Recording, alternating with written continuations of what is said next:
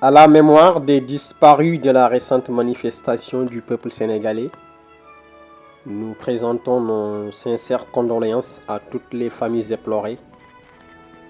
Crip nos chers Djambars, que la terre vous soit légère. Le peuple sénégalais est fier de vous. Chers abonnés de la chaîne Réflexion Politique, bonjour. Nous revoilà parmi vous pour vous présenter aujourd'hui un thème ô combien important, en l'occurrence la démocratie, un sujet d'une actualité rare.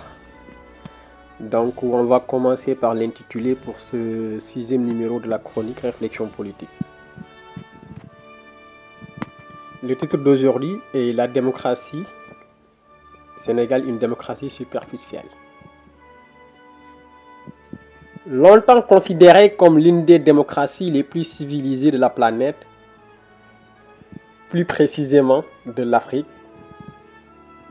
le Sénégal est depuis toujours un modèle patent sous les yeux des observateurs de la politique internationale. La démocratie sénégalaise a toujours servi, de par la vision et l'élan de diplomatie de ses principaux acteurs. Les opinions libres, subjectives ou objectives fussent-elles. De même convenance politique ou pas, la démocratie est perçue comme gage de stabilité sociale. Nombreux sont ceux qui voyaient ce pays comme une vitrine démocratique dont le désordre ne saurait jamais inquiéter la quiétude. Mais au fil des années, le constat unanime est que la quiétude a fini par laisser place à l'inquiétude. Pour certains, le Sénégal se faisait respecter par sa stabilité démocratique.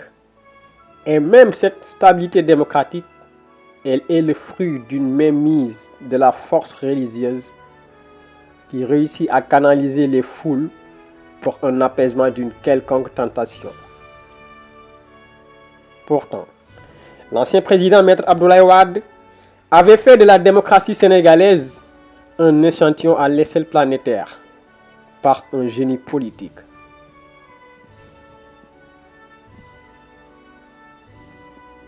Le recul démocratique au Sénégal paraît comme un sujet banal pour le régime en place. Certes, comparaison n'est pas toujours raison. Mais au vu de la configuration politique du continent africain, le Sénégal peut se considérer comme le capitana abstrait de la classe. Une posture, jadis qui nous a revalorisés au postulat le plus crédité de la géopolitique mondiale. En politique, il faut intelligemment comprendre que la vision du dirigeant n'est pas forcément celle des autres. La liberté d'expression est indissociable à la manifestation de la démocratie. Justement, cette liberté d'expression, où nous devons voir avec un œil important, exprimer librement sa position géographique, politique ou idéologique, ou son mécontentement sur une affaire publique. Dans un pays comme le Sénégal, où sa stabilité lui est enviée partout dans le monde, l'histoire nous enseigne que toutes les grandes nations qui ont pensé que le pouvoir se trouvait dans les armes ont pu se désarmer grâce à la diplomatie sénégalaise. Caractérisée par un modèle démocratique impressionnant. Et mis à part ce statut, que peut-on proposer comme offre politique à l'Afrique? Cette démocratie a toujours été notre domaine de prédilection. Voilà pourquoi la liberté d'expression et de manifestation était l'un des arguments contre la chute de Maître Wade, le panafricaniste convaincu. Même si les populations étaient défavorables à sa politique, la volonté de marche et de libre expression leur revenait de droit et ils ne s'y opposaient pas. Comprendre que la politique est une affaire de gentlemen, c'est accepter l'adversité mais aussi croire en sa force naturelle. Cette démocratie superficielle qui n'existe que de nom génère des incertitudes et des manquements sans précédent. On ressent plus la forfaiture que la démocratie dans le sens étymologique du terme. Le rôle de leadership fédérateur que devait jouer le Sénégal sur l'Afrique, qui est d'impulser une nouvelle vision de l'Afrique grâce à sa crédibilité d'antan et de toujours.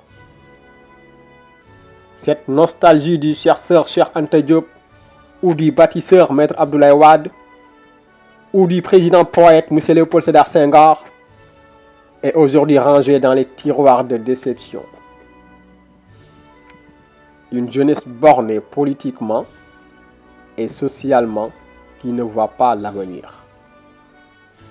Il apparaît clairement que les élections sont toujours entachées d'irrégularités. Une démarche illogique. Le charme de la démocratie favorise la rude compétition.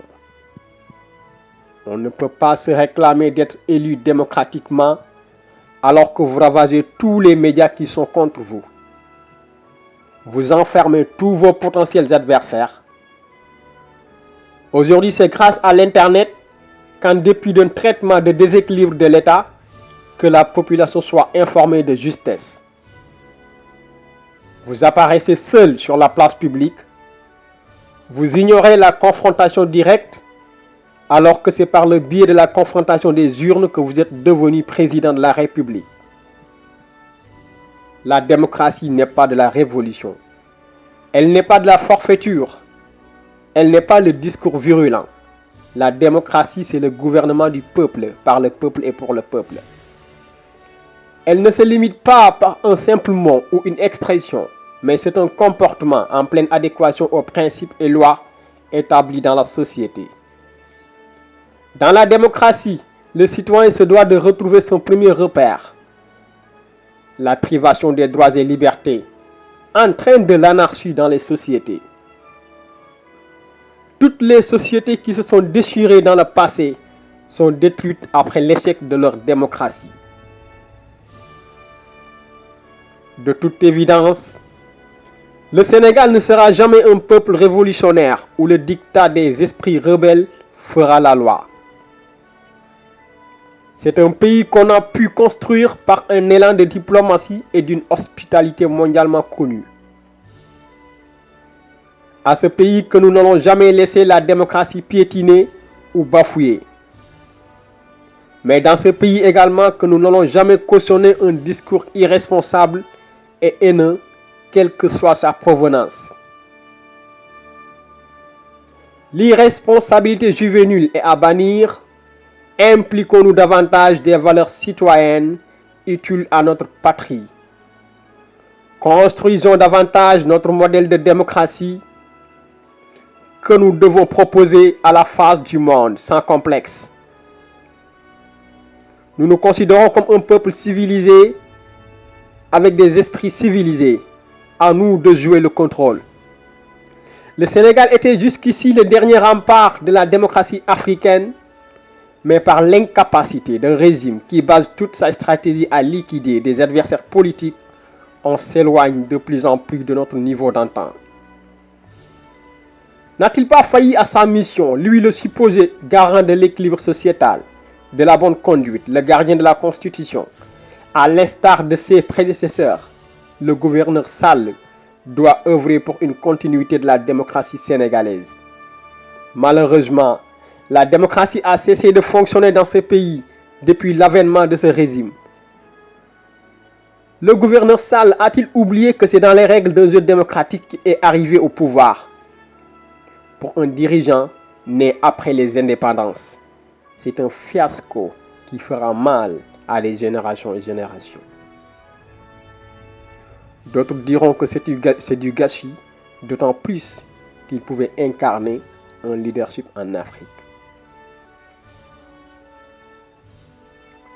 Le Sénégal, généralement, reste un pilier de la démocratie africaine, car n'ayant jamais connu un coup d'État militaire,